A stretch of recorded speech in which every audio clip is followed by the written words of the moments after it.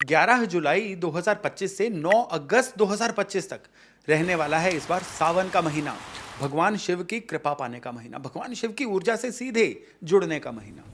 क्यों सावन के महीने को भगवान शिव के साथ जोड़ के देखा जाता है? उसके लिए हमें समुद्र मंथन तक जाना पड़ेगा। जब समुद्र मंथन हो रहा था, देवताओं और दानवों ने मिलकर समुद्र का मंथन किया था, तो समुद्र मंथन से एक्सपेक्टेड था कि कई सारी चीजें निकलेंगी जो जनमानस के, देवताओं के, असुरों के, सभी के काम आएंगी। ये रत्न भी होंगे, इसमें काफ़ी सारे रिसोर्सेज भी होंगे, लेकिन कुछ नेगेटिव चीज़ें भी होंगी। लेकिन यहाँ पे समुद्र मंथन की एक कंडीशन थी कि कोई भी चीज़ जब तक कंज्यूम नहीं की जाती या आपस में डिस्ट्रीब्यूट नहीं की जाती, तब तक अगली चीज़ नहीं निकलेगी। ये सारी परिणति जो है, ये अमृत पाने तक चलनी थी। लेकिन शुरू में क्या निकला? विष निकला। अब जहर, विष को कौन कंज्यूम करे? अब यहां पे भगवान शिव सामने आए। भगवान शिव फेमस ही इसीलिए, भगवान शिव जाने इसलिए जाते हैं कि सभी के दुख जो हैं वो अपने ऊपर लेते हैं, सभी को दुखों से मुक्त करते हैं। तो भगवान शिव ने उस विष को कंज्यूम किया। अब जब भगवान शिव ने उस विष को कंज्यूम किया तो ताप इतना बढ़ा कि उस ताप को शांत करने के लिए भगवान शिव को चंद्रमा को अपने सर पे धारण करना पड़ा। चंद्रमा क्योंकि ठंडक का कारक है, तो भगवान शिव ने उसको धारण किया। अब जब इससे भी पूरी बात नहीं बनी तो देवताओं ने क्या किया? गंगा जी से जल लाके भगवान शिव का अभिषेक किया। अब तब से कांवड़ यात्रा, गंगा से जल लाके भगवान शिव का अभिषेक करना, ये सावन के महीने से जुड़ी हुई है। तब से भगवान शिव भी चंद्रशेखर भगवान शिव कहलाए। तो सावन के महीने का भगवान शिव से जुड़ने का ये बहुत बड़ा महात्मा है। और कई दंत कथाएं हैं, लेकिन ये एक मेन स्टोरी है जिसे हम सावन के महीने को भगवान शिव की कृपा से जोड़ते हैं। और खाली यही नहीं, श्रावण का मास जो है, श्रावण वर्ड का मतलब क्या है? श्रावण वर्ड का मतलब है श्रवण करना, सुनना। तो श्रावण मास में ये कहा जाता है कि आप जैसे जुबान एक है, कान दो है ना, जितना बोलते हैं उससे डबल सुनना शुरू करिए। लेकिन सुनना क्या है? Quality content. सबसे पहले देखिए, हमारे स्क्रिप्चर्स में तो ये कहा गया है कि श्रावण मास में कथा सुनिए, श्रावण मास में महात्मा सुनिए, श्रावण मास में के सिद्ध लोगों की, संत पुरुषों के वचन सुनिए, ताकि आपकी मेंटल कंडीशनिंग बेटर हो। आज की डेट में हम इसको अगर मॉडर्न एज से टैली करें तो अच्छा कंटेंट कंज्यूम करिए जिससे कि आपका कैरेक्टर बिल्डिंग हो, जिससे कि जीवन आगे बढ़े। तो सावन का महीना श्रवण करने का महीना है। श्रावण नक्षत्र से भी सावन का महीना जोड़ा जाता है। अब सावन की जो पूर्णिमा आती है, जो इस बार शायद 10 अगस्त के करीब आएगी, जिस दिन रक्षाबंधन होता है, उस दिन आकाश में श्रवण नक्षत्र जो है ये पूरी तरह से विजिबल हो। और खाली यही नहीं, श्रावण मास जो है ये कर्क राशि से जुड़ा हुआ महीना है। कर्क राशि चंद्रमा की राशि, और चंद्रमा के ईष्ट कौन है? भगवान शिव। तो हर एंगल से जिधर से भी जाएंगे हमें भगवान शिव ही मिलेंगे।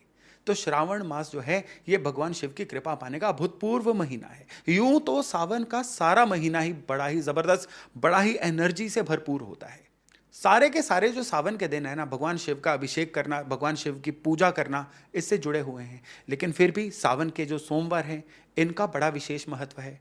लेकिन सावन माह की जो शुरुआत है ना, ये चतुर्मास की भी शुरुआत होती है। चतुर्मास यानी 4 स्पेशल मंथ्स, सावन, भादो, अश्विन और कार्तिक का महीना, इनको चतुर्मास बोला जाता है। और इन चतुर्मास में, इस बार इस चतुर्मास में 118 दिन का करीबन टेन्योर है। 5 नवंबर तक चतुर्मास जो है ये चलेगा। और इसमें से 75 दिन है जो जप तप पूजन व्रत वाले दिन हैं। इन 75 दिनों में भी 60 दिन तो सेलिब्रेशंस के हैं और 15 दिन है जिस दिन पितरों का पूजन किया जाता है, पितरों को याद किया जाता है, यानी श्राद्ध पक्ष। तो हिंदू धर्म के मेन फेस्टिवल्स, हिंदू धर्म के मेन जितने भी जब तक व्रत त्योहार होते हैं ना, वो उनमें से ज्यादातर जो हैं इन्हीं चतुर्मास में आते हैं। तो चलिए सावन के महीने पे भी वापस आते हैं। सावन के चारों सोमवार ये सावन की मुख्य तिथियां हैं। लेकिन सावन के सोमवार के अलावा सावन के मंगलवार भी बड़े विशेष होते हैं, क्योंकि सावन के मंगलवार को लेडीज मंगला गौरी पूजन करती हैं, मंगला गौरी व्रत रखती हैं। इसके अलावा प्रदोष व्रत, ये सावन का प्रदोष व्रत जो है ये बड़ा विशेष होता है।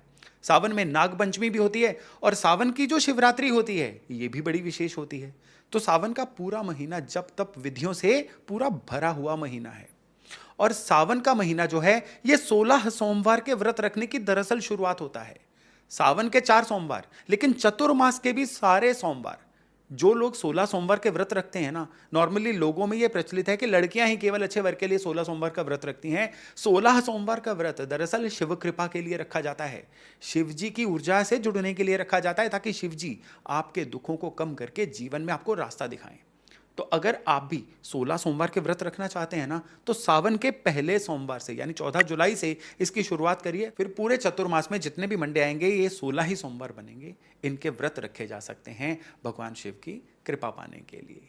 अब अगर सावन के महीने में उपायों की बात करें तो सबसे पहले एक चीज जान लीजिए कि अगर आपकी लाइफ में आपको लगता है नेगेटिविटी बहुत है, आप अपने जीवन में लगातार आपका आसपास का माहौल ही टॉक्सिक हो रखा है, आपके ऑफिस का माहौल बहुत खराब है, आप घर पे आते हैं आपको चैन नहीं आती है, या फिर आप हर जगह पे पॉलिटिक्स का शिकार हो रहे हैं, लोग आपको यूज कर जाते हैं, या फिर जहां जहां आपको रिकॉग्निशन की बारी आती है, कुछ ना कुछ मिलने की बारी आती है, आपको भुला दिया जाता है, या आप वैसे बड़ा ब्लॉक्ड फील कर रहे हैं, तो उस समय पे आपको क्या करना है, एक विशेष उपाय करना है। और यही विशेष उपाय जो है ये आपके टेम्परामेंट से भी जुड़ा हुआ है।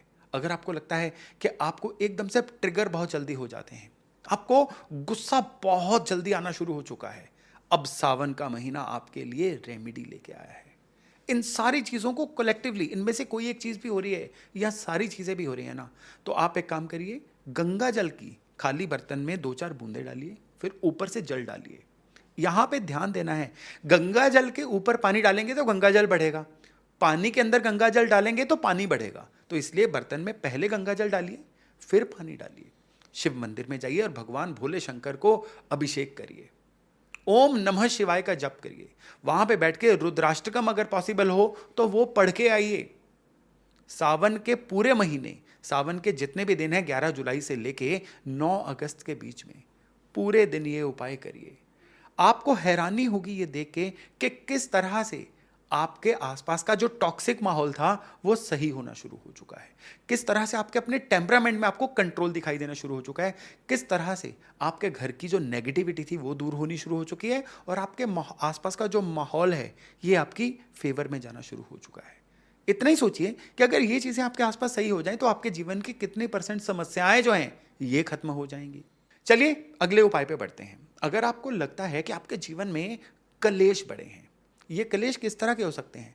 कलेश में सबसे पहले कपल इश्यूज, मियाँ बीवी में आपस में नहीं बन रही है, या फिर इवन खाली मियाँ बीवी के नहीं, अगर आपको लगता है कि जिन जिन लोगों से आपका तालमेल बैठता है उन्हीं लोगों से कोई ना कोई आर्गूमेंट होना शुरू हो जाता है, आपस में भाइयों बहनों में आर्गूमेंट हो रहा है, आपस में माता पिता में आर्गूमेंट हो रहा है, ऑफिस में आपके सहकर्मियों से आपके आर्गूमेंट्स हो रहे हैं, यानी कलेश जो संबंधों से रिलेटेड हो, तो या फिर ये उपाय उन लोगों के लिए बड़ा जबरदस्त है जो मेहनत बड़ी कर रहे हैं लेकिन जीवन पे एक लेवल से ऊपर नहीं उठ पा रहे हैं, जीवन आगे बढ़ रहा है लेकिन लेवल वहीं का वहीं है उनका।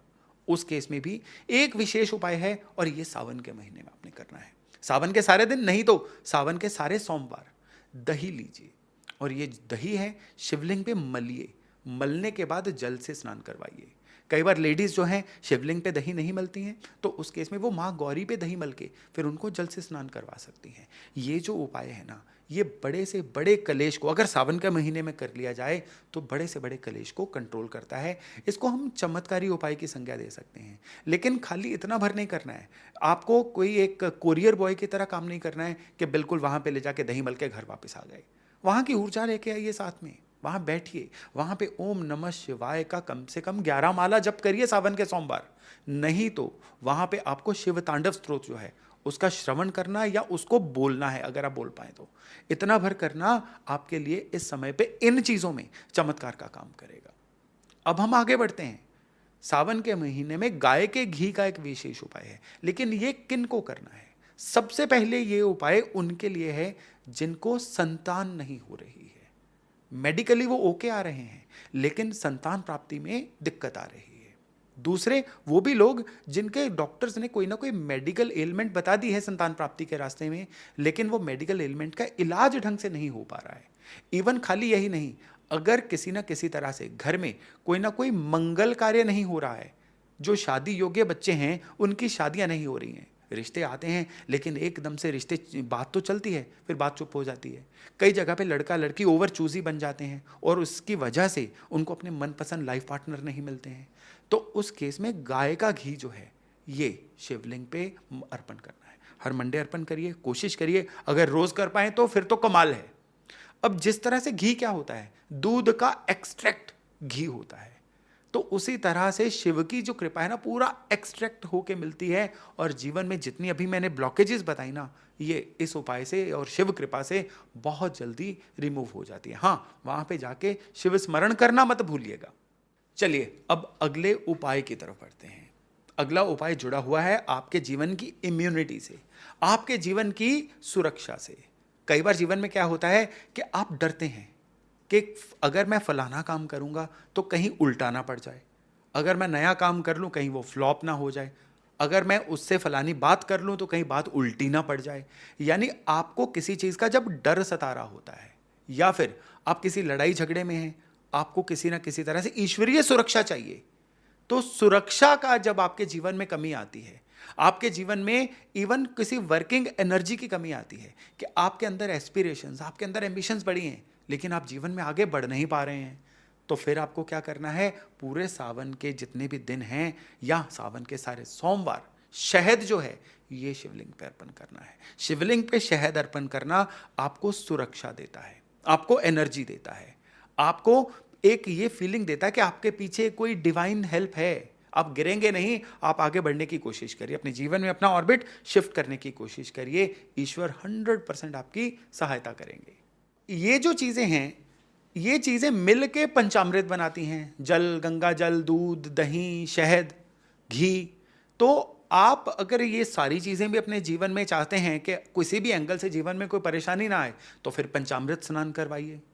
लेकिन यहां पे मैं आपको सलाह दूंगा कि पंचामृत स्नान उन लोगों के लिए है जिनको जीवन में कोई बहुत बड़ी क्लैरिटी नहीं है। अगर आपको क्लैरिटी है कि बाकी चीजों में मैं सही हूं लेकिन मुझे फलानी ये चीज चाहिए, तो फिर कोई एक अकेला उपाय किया गया आपको बहुत ज्यादा फल देगा। लेकिन खाली यही नहीं, सावन के महीने में और भी शिव कृपा पाने के उपाय किए जा सकते हैं। जैसे कि अगर कोई इंसान एंग्जाइटी, ओवर थिंकिंग, मन का लगातार बीमार रहना, डिप्रेशन से जूझ रहा है, उसको लगता है कि उसके मन की वजह से उसके जीवन में बड़ी ब्लॉकेजेस आ रही हैं, उसके गुस्सा करने की वजह से ब्लॉकेजेस आ रही हैं, उसके उदास रहने की वजह से लोग उससे कटना शुरू हो गए हैं, या कोई इंसान जो है जिसको क्लैरिटी है इस चीज़ की कि उसका मन बीमार है, उसको चंदन का तेल जो है माँ गौरी पे या शिवलिंग पे अर्पण करना है सावन के सारे दिन या फिर अगेन सावन के सोमवार। और ये सावन के महीने में डिप्रेशन के इलाज के लिए मिरेकुलस रेमेडी है।